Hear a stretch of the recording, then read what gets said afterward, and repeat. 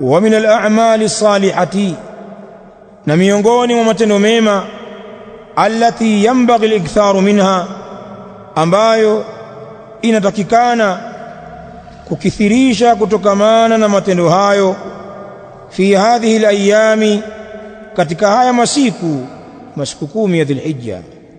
Miongoni mwa matendo mema mengine ambayo inapasa kukithirisha kutokana na matendo hayo, fi hadhihi al-ayami, katika haya masiku, anasema tilawatul Qur'ani, ni kuisoma Qur'an, wa qira'atu kutubi sunnati, na kuvisoma vitabu vya sunna, vitabu ya hadithi.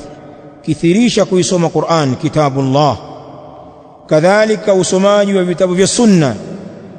Lakini pia wattaubatu an-nasuh, na toba yenye kutakabaliwa, toba yenye kusihi, ni toba iliyotimia masharti. Ikiwa ni kosa umelifanya wewe baina yako na baina ya Allah, ili toba yako ipate kukubalika, ina masharti matatu. Al-iqla'u anil ma'siyah, kwanza ujivue moja kwa moja, kujitoa katika maasiya unayoyafanya, usiyafanye tena. Wanadamu ala fi'liha, sharti la pili, na ujutie juu ya kuyafanya hayo maasiya, uonyeshe majuto na sikitiko, kwa nini nilimkosea Allah katika hili. Wal azmu ala adami al-audati ilaiha, na kuweka maazimio ya kuto kurudi katika kosa kama hilo. Kwa makosa yaliyofungamana baina ya mtu na Mola wake ni masharti haya.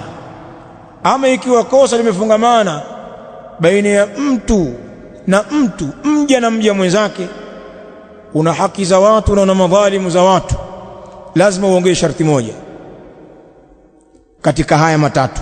Hilo la tatu, haya matatu yatazingatiwa na moja, raddu almadhalimi ila ahliha, ni kurejesha madhulumati kwa watu wake. Kwa hiyo yatakuwa ni manne katika makosa ya baina ya mja na mja, yatabaki matatu katika makosa baina ya mja na Mola wake subhanahu wa ta'ala.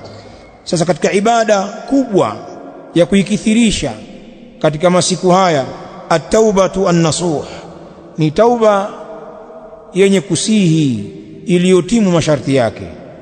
Kadhalika wa salawatu tatawu'i, na vile vile sala za sunna kithirisha bwana. Wa ghairuha min al-a'mali, na zisizokuwa hizo katika amali mbalimbali tukithirishe bwana katika masiku haya.